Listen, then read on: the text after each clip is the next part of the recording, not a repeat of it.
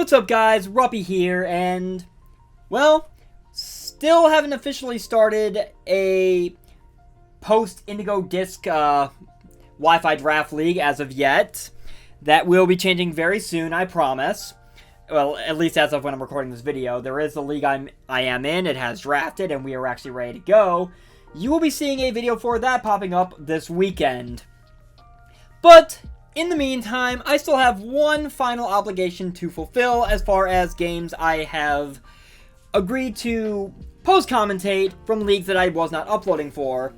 That being a league that I know I have featured on this channel at one point in time that is actually still going. That being the League of Extraordinary Trainers. I was in their Ultra Bowl conference during this previous season.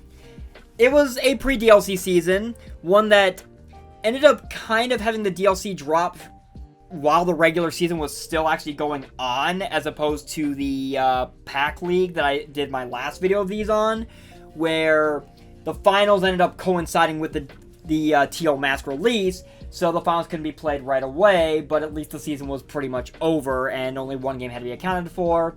This one, it was a bit of messy timing, honestly, but it is what it is sometimes. But yes, this is another, what is technically a pre-DLC Draft League game. It was the finals from that conference. I had made finals yet again in a different league. This time around, I was going up against the Carolina Stantlers, coached by Giraffic. I had played him during the season. He ended up beating me, so I had tried to alter my prep accordingly for this game. You see the rosters here. Mine is on the left. I had a bit of an interesting roster for the LET. It was a roster that admittedly was pretty hit or miss at times. Iron Valiant, certainly the standout star up there. Room as a Terra Captain, I definitely got a lot of mileage out of. Hydreigon saved me so many times throughout the season. I had potential webs with Masquerain, Rotom-H, Serena, Ting-Lu, Slowbro, Tauros, and Knucklestack. Like I said, it was a pretty hit-or-miss team, but it seemed, at least to me, like near the end of the season, we kind of started bringing things together at least. Tauros, Room, and Hydreigon were my Terra Captains. Like with the Pack League that I did for the last video, it was once again open Terra, and we were allowed up to 2 or 3, or I think it was actually a mandatory 3 Terra Captains that we could spend points on. The difference with LET, however, was that as long as it wasn't an S-tier mon, because this league did tiers instead of overall points, as long as it wasn't an S-tier mon, or a mon that was already pre-designated to be Terra banned, because it would have obviously been busted, you were allowed at least one upper-tier Terra Captain, so that is why I am allowed to have Terra Hydreigon for this league. Tauros and Room were my other captains. Giraffic's team presents some things that, if anyone has watched my UNPL run, know are definite headaches to me. Slowking being among them. I have because of chilly reception and the ability to set snow, I have grown such a disdain for Slowking this gen, both Kanto and Galarian forms. Great Tusk was a pain in my ass the first game around, and I had a feeling it would probably be so again. Grafaiai and his prankster shenanigans threatened to be an issue. King Gambit, being his upper tier Terra Captain, was certainly threatening. So Titan was also threatening because of Slush Rush. Chi-Yu just kind of comes in, clicks buttons, and things die. That's pretty much how Chi-Yu works. He definitely had a lot of things that were threatening, to say the least. And I had struggled a bit with it the first time around. I think the result of that game in a regular season was a 2-0 loss for me. But I went back to that game, figured out what did and didn't work, and decided to approach this game with a different game plan. So, flipping over to Pokemon Showdown, so I can show you the team I brought to that game. First off, as far as things that had worked, or at least things that could work if I made a few tweaks, I opted to bring my Hydreigon triple threat. I had pretty much starved Hydreigon nearly every game I brought it this season. This game was no exception, but I thought it would work because with Terra Steel and Flash Cannon, I had a feeling I could potentially cut off the Titan before it really got going. And ultimately, otherwise, just be able to outrun things and blow huge holes in things to kind of set things up. Hydreigon has basically been my saving grace in a lot of games this season, throughout this past LET season because of that. So, I figured, what's one more Hail Mary with Scarf Hydreigon? My Rotom-H Thermidor, I decided to go with a dual screen set with Light Clay. Volt Switch for pivoting, Overheat to, as, well, the only fire stab that Rotom-H actually gets. Rotom-H's job in this game was to take hits, set up screens, and pivot out. Ideally into one particular mon that I will get to in a moment. But first things first, we gotta talk about my Ting-Lu Emperor. This thing was mostly meant to be my Chi-Yu check above all else, admittedly. Because with Vessel of Ruin and quite a bit of bulk ult overall, more so on the special end, it could eat whatever hits Chi wanted to throw at me. I could probably blow it up with an Earthquake. I had rocks to set up, Heavy Slam for Carbink or any potential Fairy Terras, Throat Chop to be able to deal with the likes of Slowking and, to a somewhat lesser extent, I guess, Drifblim. I wasn't sure if that thing was going to come or not, but just in case. Yeah, Emperor was basically here to be my all-purpose wall, more so on the special end because of Chi-Yu. The mon I had hoped would be the star of this show is a mon that I have a feeling you guys will be seeing again very soon, once my other league gets up and running. Hint, hint, wink, wink. That is my Iron Valiant Lumity. Anyone who knows me knows I have long developed a bit of an obsession with the Owl House. Of course, I have to show some love to the best couple in the show, Luce and Amity. And since Iron Valiant is basically the future fusion of Gardevoir and Gallade, why not, right? Iron Valiant took a bit to get going for me throughout this past LET season, but when I did get going, when I could make it work, it did its job. And I thought behind screens, I had the perfect play to be able to basically pull off a Valiant sweep and hopefully get me a championship. Booster Energy with Swords Dance basically guaranteed that Valiant would always outrun even Titan in the snow. With Swords Dance and getting up to +2, Valiant was basically free to destroy just about everything. Close Combat and Spirit Break for stab, Leaf Blade, so I had grass coverage to threaten the likes of Slowking because it could actually take Close Combat and Spirit Break. Ideally, if I could just get one Swords Dance up with the Booster Energy, Iron Valiant will go on to clean house and win me this game. That was the plan anyway. Moving down the line is my Slowbro Zen. This thing has basically been probably the best physical wall I could have asked for all season long. This thing was an absolute menace in most of the games I brought it to. I went fully Fizz Def with Slack Off, Future Sight, Body Press, and Surf. Decided to go Future Sight to kind of mess with him, to kind of make him have to keep that in the back of his mind while he was switching around.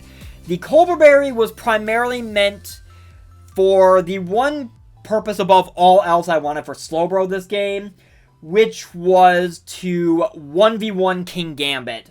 Because, ideally, I would be able to take a Dark-type attack from him, even if he got set up a Swords Dance, and then be able to flatten it with a Body Press and obliterate it.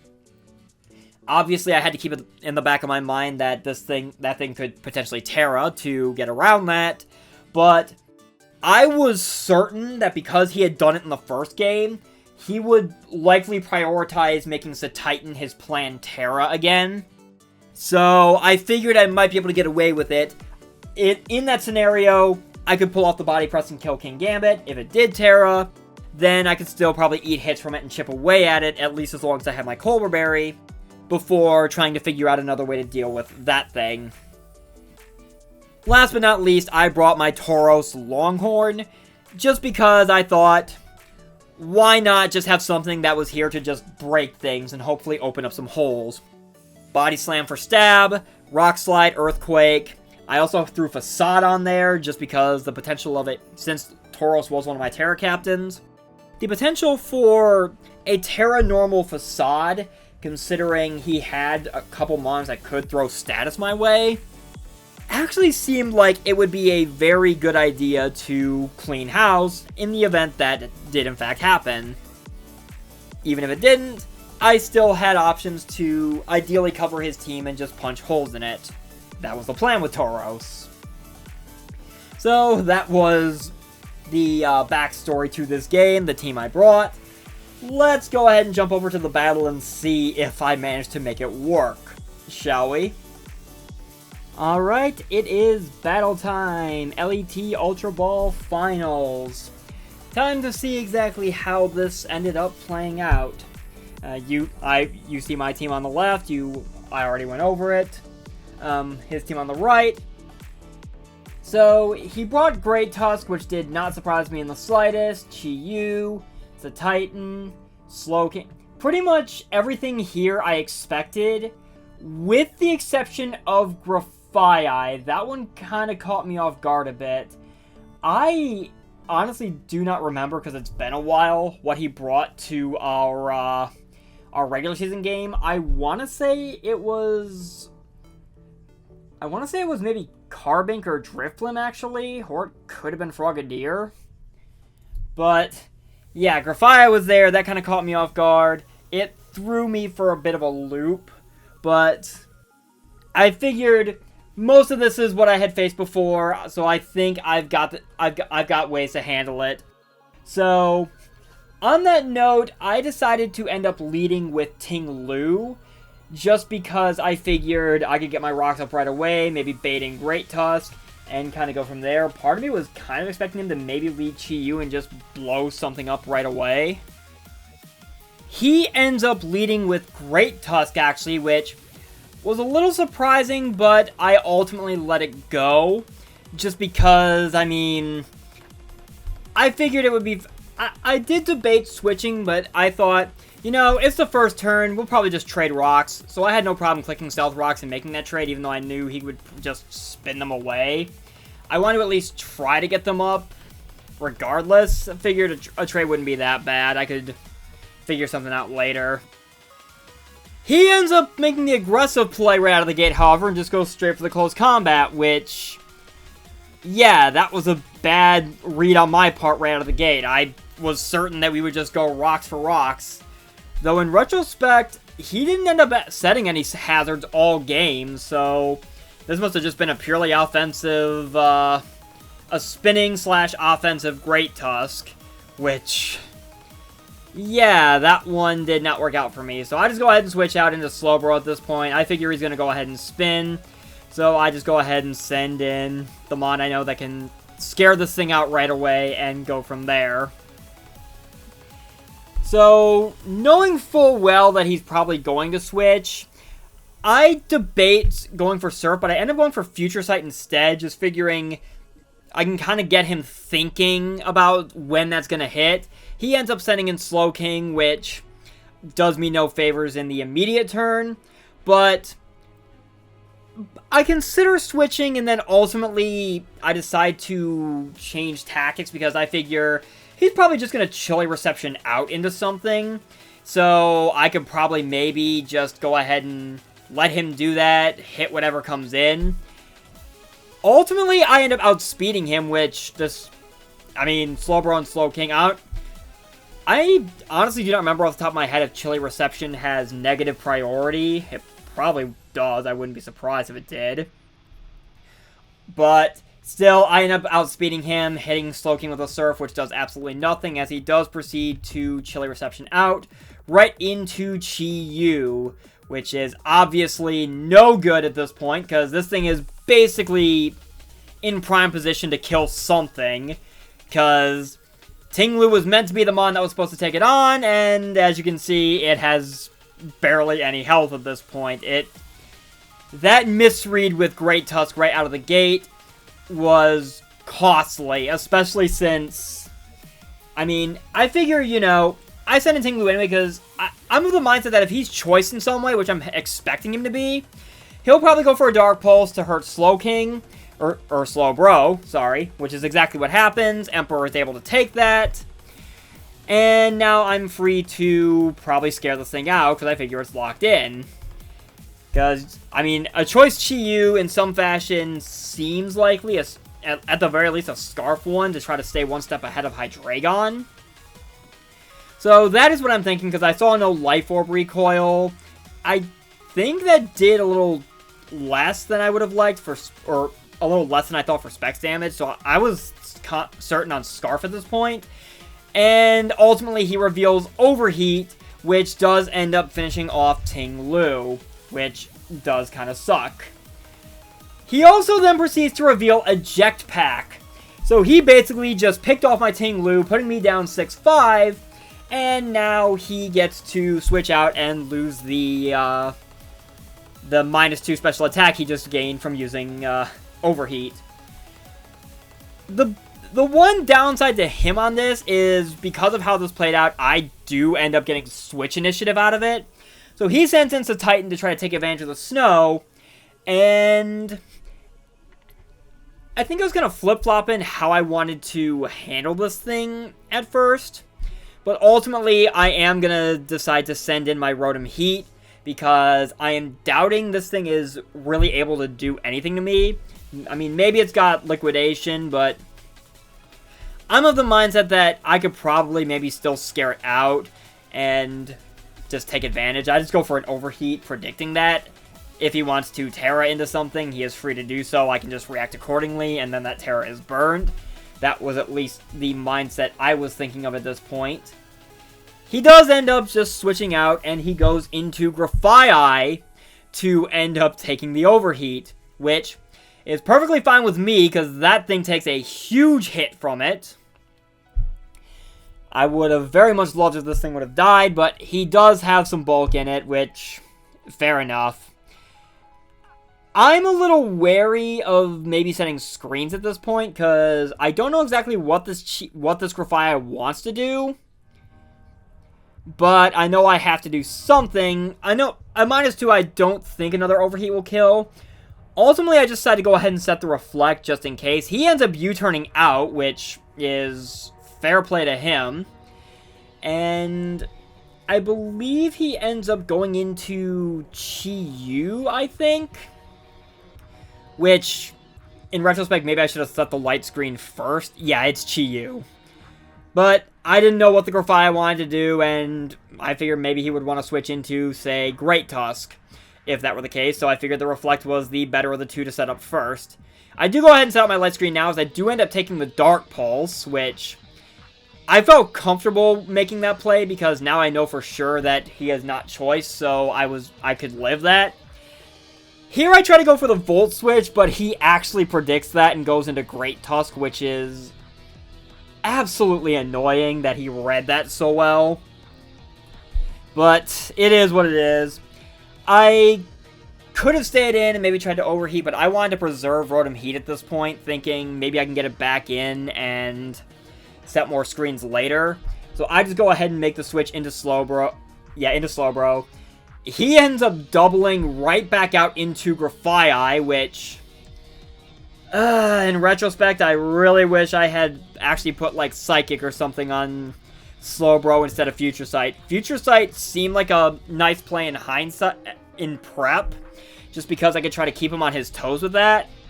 But in a situation like this, not having that immediate Psychic attack to threaten this thing with hurts, especially since he ends up going for Toxic, which really, this Grafaiai is going to get on my nerves at this point. Because I really couldn't afford letting Slowbro get Toxic like that.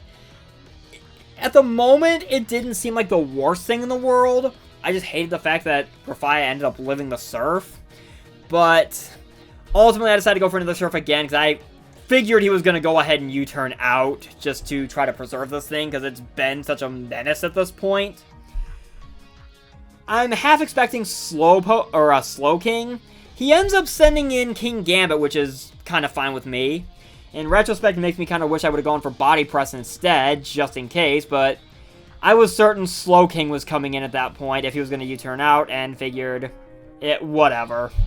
I do go for the body press now as he decides to set up a sub, which was not what I was expecting. Sub King Gambit.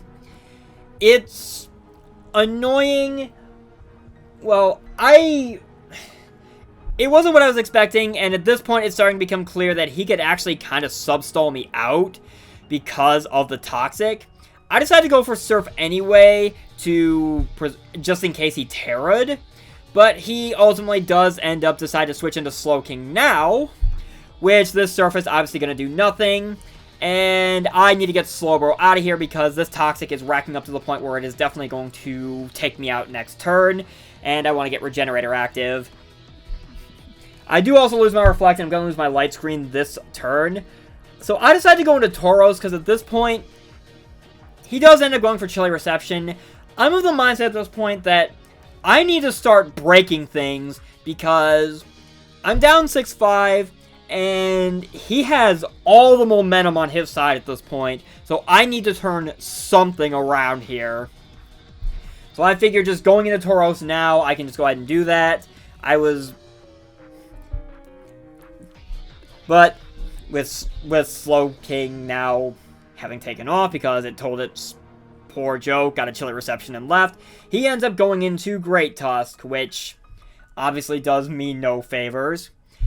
I'm debating at this point what I want to do. I think I might have calced with the Reflect still up, but I was perfectly fine, I think, keeping Tauros in ultimately, because from full, I wasn't sure if he would go for a close combat or not, and I figured I could take a ground type attack from full.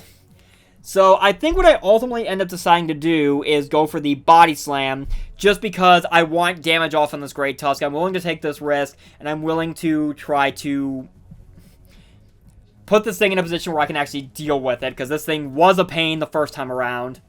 He ends up Rapid Spinning, so he's got the speed boost now. I'm of the mind, I think I calced me being able to potentially take an Earthquake. Ultimately, he ends up actually going for the Headlong Rush, which is going to take Tauros out. I think I was fine with that in the moment, just because I felt like Tauros was here to just try to break, and I don't think was really going to do much else anyway. But I'm willing to accept it because now I can go into Iron Valiant, pop my Booster Energy because I know I can outspeed this thing. And in my head, I'm thinking, I could go ahead and Swords Dance right here, get set up. In hindsight, this was actually a huge mistake that was a huge contribution to how this game ends up going. Because I really should have known Grafaiai would come in and encore me into Swords Dance.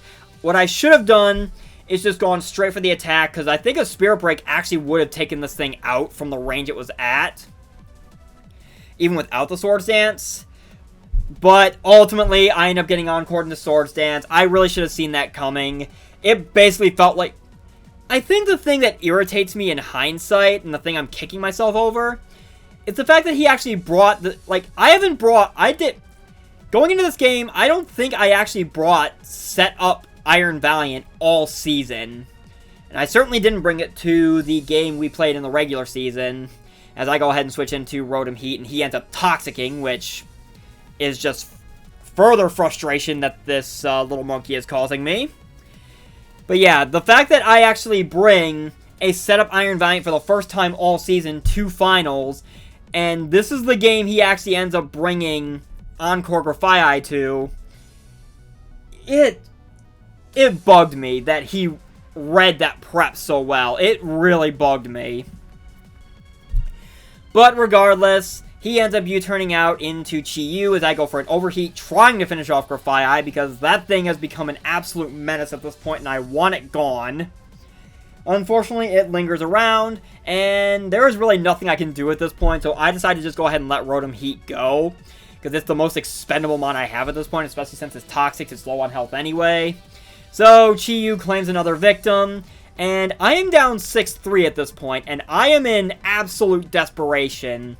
Something has to change if I'm going to somehow at this point pull off a miracle and pull this back, because I have been getting my teeth kicked in since the very first play, or since the very first turn. So, seeing that, I just decided to send in Iron Valiant and go for close combat, because I need something taken out at this point. I am basically getting desperate. I figured he'd probably switch Chi-Yu out and maybe go into something else. Maybe Slowking. Ultimately, he actually lets Chi-Yu go, which... I mean, it could have taken out Slowbro, but... in retrospect, I guess he felt it had done everything it needed to. It ripped apart my walls, and it was pretty much my most expendable mon, his most expendable mon at that point. He ends up sending in Slowking now, and I decide to send in my Hydreigon because without the +2, I didn't think I could take this thing out with a Leaf Blade, and I didn't want to risk it with the defense drops from close combat. So I send in Hydreigon. He ends up using Chilly Reception once again because Slowking, ever since it got that move, it has been the absolute bane of my existence in literally every game I have ever played a Slowking. And, surprise, surprise, the Titan comes out. I am actually happy to see this, however, because this was the whole reason I brought Terra Steel Hydreigon in the first place, to be able to try to turn the tables on this matchup. I think the Titan actually does ultimately outspeed me, even though I'm Scarfed because of Slush Rush. But I'm of the mindset that since I have Terra Steel with Levitate, I should be able to take a hit from it and just blow it up with Flash Cannon at this point. So that is what I proceed to do. Go ahead and Terrasilize my my triple threat. Go ahead and get an axe embedded in its middle head for whatever reason, because I guess it looks cool. He ends up going for the Ethical Crash, which I do take because I'm Steel type now. And I go ahead and fire off a huge Flash Cannon, which the Titan actually ends up living. I do end up popping a Citrus Berry as well. But I go ahead, since I'm locked in, I go ahead and go for Flash Cannon anyway, because I figure I can probably either take this thing out or take a chunk out of something, which is completely fair. I think he ends up going for Liquidation at this point, if I recall correctly. Yep. Which, I don't think it ultimately mattered in the long run, but that crit was incredibly frustrating because that is some extra HP that, for all I know, could have made a difference. I'm doubting it, all things considered, but you never know until everything plays out. But the fact that he had basically been dominating me most of this game, and then he gets that crit, it hurt my soul. It felt like someone up above really just wanted to reach down my throat, rip my heart out, and then stomp it flat right in front of me. Still, the Titan is gone, so I am slowly but surely fighting my way back into this against all odds. And since I'm locked in the Flash Can, I know I'm not going to be able to really do anything to Slowking, so I go ahead and send in Slowbro, because I figure it's probably my best option at this point, as he goes for Surf, which Slowbro is able to take. The Toxic is obviously an issue, but at this point, I go ahead and slack off to try to get some health back.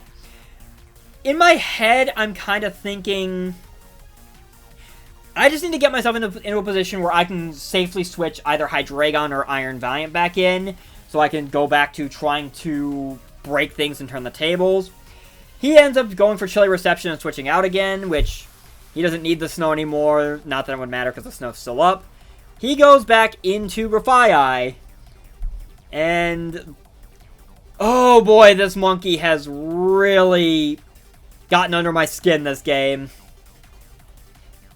I can't fault him for the way he played it. He played it really well.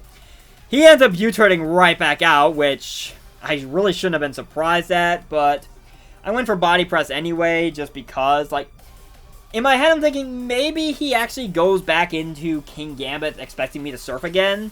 But nope, he just goes back into Slowking, which is absolutely fair on his part. That is the safest switch you can make at this point. So, I ended up going for Future Sight, figuring maybe I could kind of catch him off guard and kind of string that along for future turns with whatever he wants to do, because unsurprisingly, he Chilly Receptions again, and now he sends King Gambit back in. I'm assuming at this point, I did not have my Slowbro at a minus speed nature. I'm assuming his Slow King must have been a 0 speed IV, or a minus speed nature, because my Slowbro outsped it all game, and I don't think I was lucky enough to get that much to win every single speed tie that could have come out of that. Regardless, I end up letting Slowbro go because at this point, with the Toxic, it's just a liability, as he ends up popping my Colbur Berry with Kowtow Cleave, which really sucked because, I mean, it is what it is at this point, but I really would have loved to have been able to get the matchup I would have wanted out of that. It is what it is. He definitely read me like a book from start to finish, which it just bugged me how that played out. I sent an Iron Valiant in some sort of desperate bid to maybe pull this back, but now he decides to pop his Terra. It's Terra Fairy. If this thing is a bulky Kingambit, and I have no reason to doubt that it is, even if I had gone for Spirit Break or Leaf Blade, it would have barely dented this thing. So, Iron Valiant is going to be blown up by this Terra Fairy Terra Blast, and all that remains is a Choice Scarf Hydreigon. Kingambit does end up eating the Future Sight, which does kind of help, but ultimately it is a Scarf Terra Steel Hydreigon now going up against Kingambit, Grafaiai, Slowking, and I think Great Tusk is still kicking around too. So there's really nothing I can lock myself into that beats all four of them, so this is already GG. I still go for the Earth Power anyway, just to finish off Kingambit, try to pull the result just a tiny bit closer. Make this game look closer than it honestly was, because I am enough of a Pokemon player to admit I got read like a book and got my teeth kicked in bell to bell. I had no hope of winning from the very first turn with how this game played out. I got read all the way through. He does end up going into Grafaiai and going for an Encore. He admitted to me after the game that he actually was not sure if I was Scarfed or not, so he wanted to Encore me into Earth Power since I was not a Dark type anymore and therefore not immune to Prankster, just in case. But ultimately, he ends up just wasting Grafaiai for no reason because I am Scarfed, which again makes this game look closer than it actually was. But Slowking is going to be able to finish me off with a Surf, and that is going to be the end of that. So, Giraffic and his Carolina Stantlers were the champions of LET Ultra Ball. GG to him. Good on you for basically owning me all the way through that game. And yeah, that is 2 finals I have made over the course of Scarlet and Violet's runtime, and 2 finals where I have basically gotten my ass handed to me. Who knows, maybe one of these days I will actually turn it around, because if I'm able to make it to finals, then surely I can actually win one, right? One can hope, I guess. Anyway, that's going to do it for me, so thank you guys so very much for watching this video. I've been Ruppy, and I will see you guys next time. Take care.